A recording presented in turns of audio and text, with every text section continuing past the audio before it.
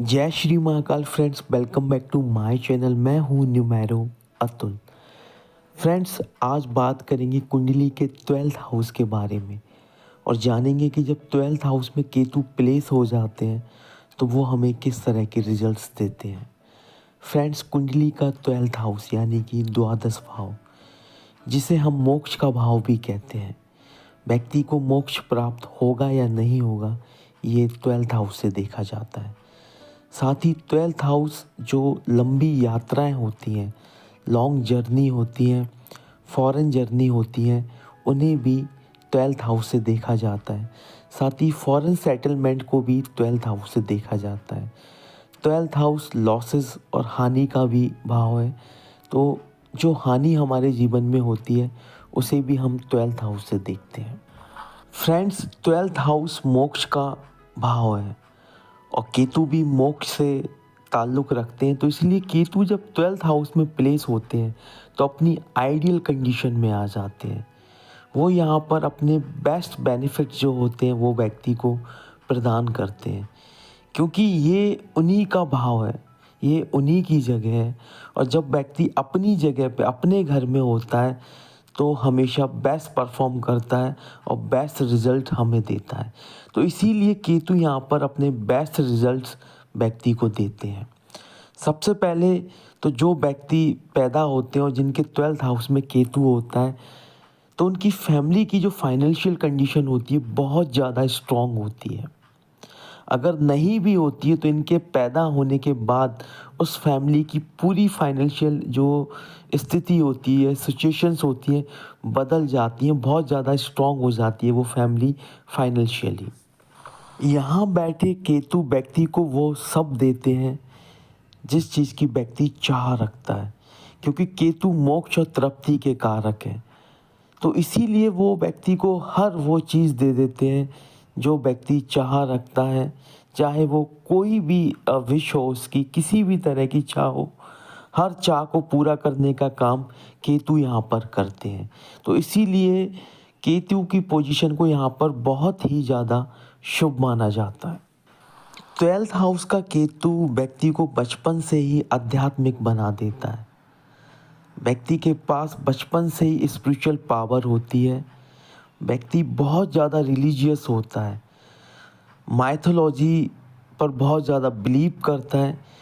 ऐसे व्यक्ति किसी पर भी आंख बंद कर कर भरोसा कर लेते हैं, जो बात उनसे कही जाती है वो उसे मान लेते हैं, क्योंकि इनके अंदर बहुत ज़्यादा पॉजिटिविटी होती है। हर चीज़ को मान लेना इनका एक स्वभाव बन जाता है। यहाँ बैठे केतु की 5वीं दृष्टि पड़ती है 4th हाउस पे, जो कि सुख भाव कहा जाता है, माँ का घर कहा जाता है। हमारे घर को 4th हाउस से देखा जाता है। तो इसीलिए ऐसे व्यक्ति बहुत ज़्यादा फैमिली ओरिएंटेड होते हैं, फैमिली की खुशियों का ध्यान रखते हैं, पूरी फैमिली को कोलैबोरेट करके चलते हैं, फैमिली में हर व्यक्ति की फीलिंग्स का ध्यान रखते हैं, छोटों को प्यार और बड़ों को सम्मान देते हैं और पूरी फैमिली की रिस्पॉन्सिबिलिटी अपने कंधों पर ले लेते हैं।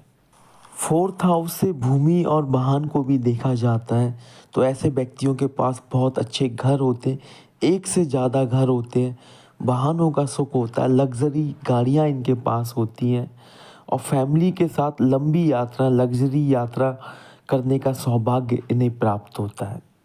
यहाँ बैठे केतु की 7वीं दृष्टि पड़ती है 6th हाउस पे, यानी कि रोग ऋण शत्रु का जो भाव होता है। तो ताउम्र निरोगी रहते हैं, कोई भी बीमारी इन्हें परेशान नहीं करती है। लोगों से ऋण लेके अपने काम बना लेते हैं। इन्वेस्टर खुद चलकर इनके पास आते हैं और कहते हैं कि हमें अपना पैसा इन्वेस्ट करना है, कोई इन्वेस्टिंग प्लान बताइए हमें। तो पैसा भी खुद चलकर इनके पास आता है। साथ ही जो शत्रु होते हैं वो इनका कुछ भी बिगाड़ नहीं पाते हैं। इनके शत्रु ऑटोमेटिकली अपनी प्रॉब्लम से ही डिफीट हो जाते हैं। और 12th हाउस का जो केतु होता है व्यक्ति को बहुत अच्छा जो कूटनीति होती है उसमें एक्सपर्ट बना देता है। तो इसीलिए ऐसे व्यक्ति अगर पॉलिटिक्स में जाते हैं तो वहाँ भी अपनी सफलता का झंडा गाड़ देते हैं, क्योंकि कोई भी इनको डिफीट नहीं कर पाता है। इनके चाहने वाले बहुत होते हैं, वेल विशर बहुत होते हैं, और जो ये बात अगर किसी से कह दें तो व्यक्ति बहुत इजी और आसानी से आंख बंद कर कर उसे फॉलो करता है, इनका फॉलोअर बन जाता है। तो दुश्मन तो इनके सामने बिल्कुल टिक ही नहीं पाते हैं। अगर नौवीं दृष्टि की बात करें तो वो पड़ती है अष्टम भाव पे, जो कि अपने आप में एक रहस्यमयी भाव है। और 12th हाउस का जो केतु है वो केतु की आइडियल पोजीशन है। तो अष्टम भाव से जब इनका कनेक्शन क्रिएट होता है तो जो रहस्यमयी शक्तियाँ जो बाय बर्थ इन्हें मिली होती हैं वो बहुत जल्दी एक्टिव हो जाती हैं। उदाहरण के तौर पर कुंडलिनी शक्ति या मेडिटेशन करके किसी सिद्धि की प्राप्ति इन्हें बहुत आसानी से हो जाती है। तो जो रहस्यमयी शक्तियाँ होती हैं ये बाय बर्थ इनके पास होती हैं, लेकिन 8 हाउस से जो कनेक्शन क्रिएट हो रहा है उस वजह से बहुत कम उम्र में वो शक्तियाँ एक्टिव हो जाती हैं, और जो हिडन पावर होती है उसका भी ये भरपूर इस्तेमाल करते हैं। खुद का भला करते हैं, समाज का भला करते हैं, इस पूरी दुनिया का भला करते हैं अपनी इन स्पिरिचुअल शक्तियों से, हिडन पावर से। 12th हाउस में बैठे केतु की युति अगर शुक्र के साथ हो जाती है तो ऐसे व्यक्ति विदेश में जाके सेटल हो जाते हैं, वहाँ जाकर राजयोग प्राप्त करते हैं, वहाँ जाकर रूलिंग पावर प्राप्त करते हैं, अपने बिजनेस को फॉरेन में सेटल कर देते हैं, इंटरनेशनली एक्सपेंड कर देते हैं, अपने बिजनेस को एक्सप्लोर कर देते हैं।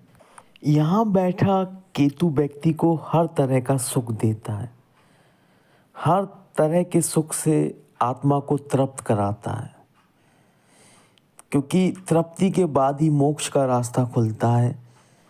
इसीलिए ऐसे व्यक्ति बहुत ज़्यादा अध्यात्म की गहराई में पहुंच जाते हैं, बहुत बड़े फिलॉसफर बन जाते हैं, धर्म गुरु बन जाते हैं।